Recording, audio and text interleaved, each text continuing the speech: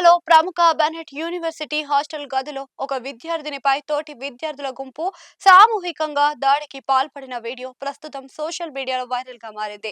ఇది కేవలం విద్యార్థుల మధ్య జరిగిన గొడవలా కాకుండా ఒక అమ్మాయిని లక్ష్యంగా చేసుకుని చేసిన బహిరంగ వేధింపుగా కనిపిస్తుంది.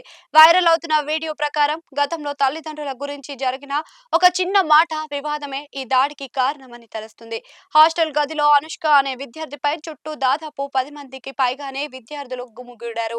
ఆ గుంపులోని ఒక అమ్మాయి "నువ్వు అందరికీ సారీ చెప్పాలి. ప్రతి సారీకి ఒక చెంపదెబ్బ ఉంటుంది. సరేనా?" అని బెదిరించడం వీడియోలో స్పష్టంగా వినిపిస్తుంది.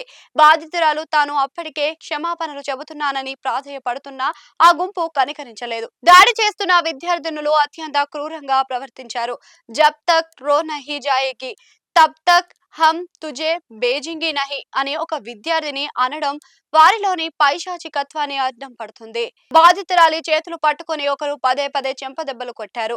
"ఆగు, నాకు రక్తం వస్తుంది, అలసిపోయాను" అని బాధితురాలు మొరపెట్టుకున్నా ఎవరు స్పందించలేదు. పైగా "మా వైపు చూడు, అందరికీ సారీ చెప్పు" అంటూ ఎగతాళి చేస్తూ వేధించారు.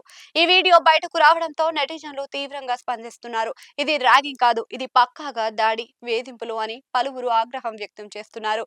ఇంత జరుగుతున్నా పక్కనే ఉన్న ఇతర విద్యార్థులు ఆపడానికి ప్రయత్నించకపోవడంపై విమర్శలు వస్తున్నాయి. యూనివర్సిటీ యాజమాన్యం తక్షణమే స్పందించాలని డిమాండ్ పెరుగుతుంది. సీసీటీవీ ఫుటేజ్ ను పరిశీలించి దాడికి పాల్పడిన వారిని వెంటనే బహిష్కరించాలి అని నెటిజన్లు కోరుతున్నారు. ఈ విషయం మరో 2 ఏళ్ల వరకు బయటకు రాకూడదు అని నిందితులు బాధితురాలని హెచ్చరించడం వారి బరితెగింపును సూచిస్తుంది. క్యాంపస్ భద్రతపై అనేక ప్రశ్నలు తలెత్తినప్పటికీ ఇప్పటి వరకు బెనెట్ యూనివర్సిటీ యాజమాన్యం నుండి ఎటువంటి అధికారిక ప్రకటన వెలువడలేదు. నిందితులపై క్రమశిక్షణ చర్యలు తీసుకున్నారా లేదా అన్నది ఇంకా స్పష్టత కాలేదు.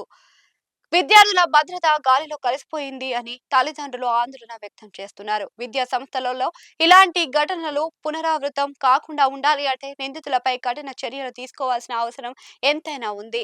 ఈ ఘటనపై అధికారులు ఎలా స్పందిస్తారో వేచి చూడాలి.